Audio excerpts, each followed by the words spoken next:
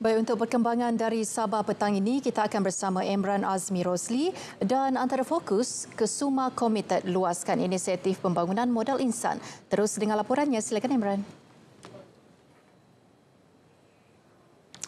Baik Farhatul, Kementerian Sumber Manusia Kesuma meluaskan inisiatif pembangunan modal insan kepada penduduk Pulau Gaya, Kota Kinabalu menerusi program Sentuhan Kesuma di Bawah Bayu.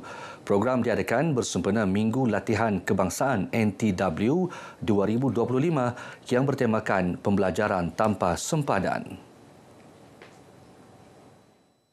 Program yang disempurnakan Menteri Sumber Manusia Steven Sim Chee Kiong ini mencerminkan komitmen Kesuma dalam memastikan peluang pembelajaran sepanjang hayat dan latihan dapat diakses di kawasan terpencil. Lebih 450 penduduk dari Kampung Gaya, Kampung Lok Urai, Kampung Torong Logong dan Kampung Kesuapan menyertai sesi latihan yang direka khusus untuk golongan wanita, belia dan pelajar. Ia termasuk bengkel keusahawanan gubahan bunga, pemasaran digital dan dropshipping serta sesi motivasi kecemerlangan akademik.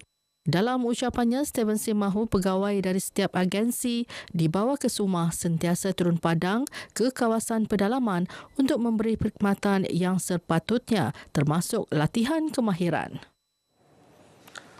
Penduduk kampung Pinasang Tamu Darat Kota Belud kini menikmati kemudahan tamu desa yang baharu. Tamu bernilai RM250,000 itu turut dimanfaatkan untuk pelbagai aktiviti kemasyarakatan.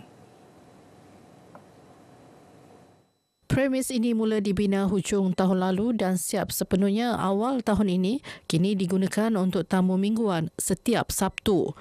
Saya amat yakin lebih banyak kemudahan komuniti seperti ini dapat kita bina di Sabah dan Sarawak. Ini merupakan satu usaha kita memberi fokus tambahan kepada keperluan di Sabah dan Sarawak dan saya sangat menghargai kerjasama dan pengiktirafan yang amat berhormat Perdana Menteri kepada program yang kita laksanakan ini.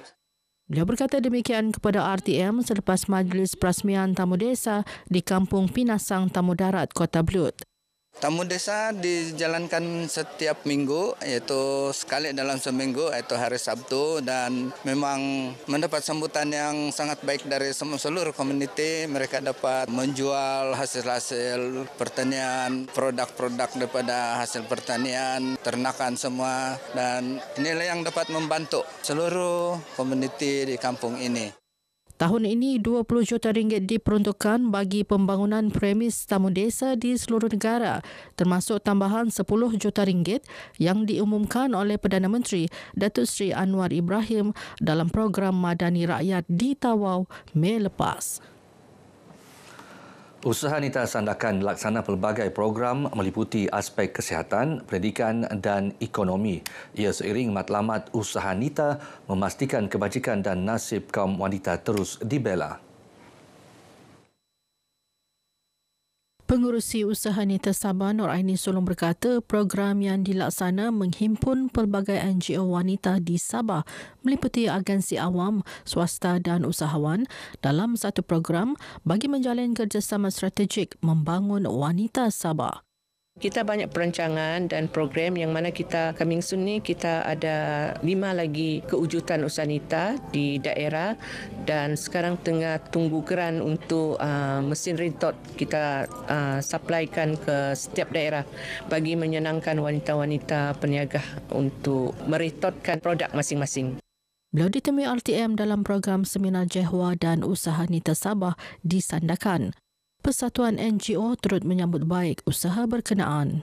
Program pada hari ini iaitu Sehat Itu Satu Anugerah sangat bertepatanlah kepada wanita NGO di Sandakan ini kerana kadang-kadang wanita ini bila sibuk dengan aktiviti harian kita lupa pasal diri sendiri. Jadi saya rasa program ini sangat bertepatan.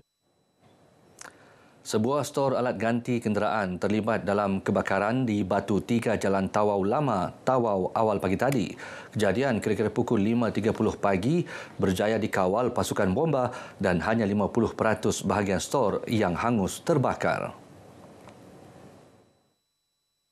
Ketua Balai Bomba dan Penyelamat BBP Tawau, Jemisin Ujin berkata, sepasukan 15 anggota dan pegawai bersama 6 jentera digerakkan ke lokasi kejadian selepas menerima panggilan kecemasan kira-kira pukul 5.44 pagi. Operasi pemadaman menggunakan satu aliran salur bantu mula dengan sumber air dari jentera bomba. Kebakaran berjaya dikawal pukul 5.55 pagi dan operasi ditamatkan sepenuhnya selepas memastikan lokasi kejadian selamat pada 6.23 pagi.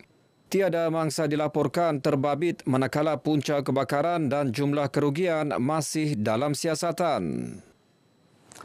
Baik saudara, sekian perkongsian dari Negeri di Bawah Bayu. Kembali bersama Farhatul untuk lebih banyak perkembangan semasa dalam negara. Dari sungai hingga segara, Palestin pasti merdeka. Baik, terima kasih Imran.